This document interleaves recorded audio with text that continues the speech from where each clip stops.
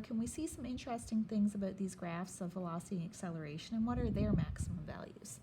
So let's look at position and velocity first. If we look at these two graphs, they have the same period, they repeat over the same time scale, but they don't have the same starting point. And you notice that this guy starts at 0 and goes down, so compared to here, it starts right here. That's a quarter of a cycle. So the velocity is off by a quarter of a cycle. Let's see what else we can notice. We see that right here our velocity is 0. When the velocity is 0, x is a maximum, so that's interesting. When the velocity is a maximum, sometimes you might need a ruler to line that up a bit, we see that the position is 0. So that shows us that v is equal to 0 when x is a maximum. That's when the oscillator turns around. It's coming back and forth on a table like this. It switches from moving right to moving left.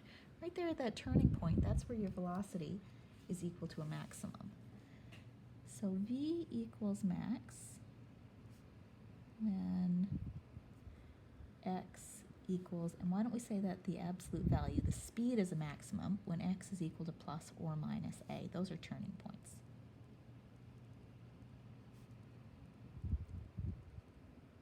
Okay, so the plus or minus gives us the direction, and the magnitude we know is a maximum at 0. So let's ask, what is the maximum value? What's the amplitude of this graph? If we look at our equation, we see that the velocity is minus a omega sine omega t plus phi naught. So v equals max when? Think, what do we know about sine? Sine oscillates up and down, back and forth between plus and minus 1.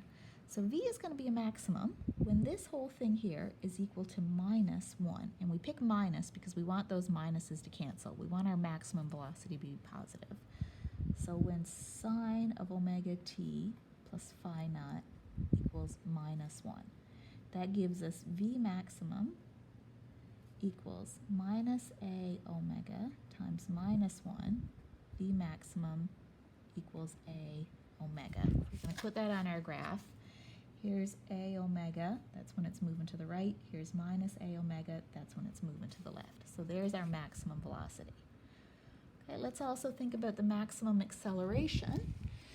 So if we compare these two graphs, we see if x is a maximum, acceleration has a maximum magnitude but opposite direction. If x is 0, then acceleration is also 0. So we see that x and a are opposite each other. They have maximum values at the same time, but those are in opposite directions. And let's find our maximum acceleration. So a is equal to a maximum when? So in this equation, we have cosine. That also goes between plus and minus 1. This will be maximum when this whole term is equal to minus 1.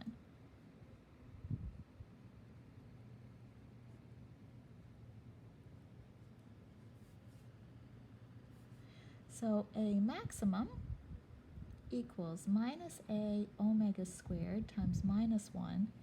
A maximum equals a times omega squared. So then on our graph, the amplitude of acceleration is a omega squared when the acceleration points right, minus a omega squared when the acceleration points left.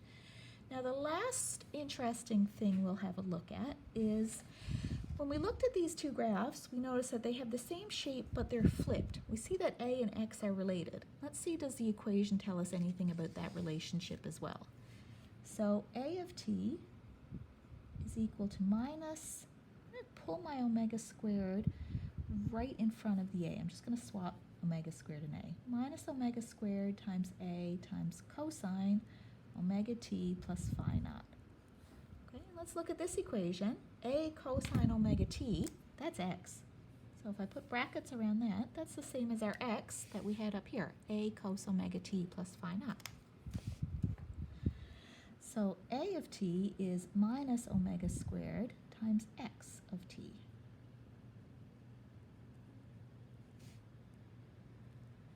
A of t equals minus omega squared times x of t. So we see that our acceleration is opposite our position. They have the same shape, slightly different values because they have different units, of course. But what we see in the graphs matches what our equations tell us. In the next video, we'll go on and we'll do some examples.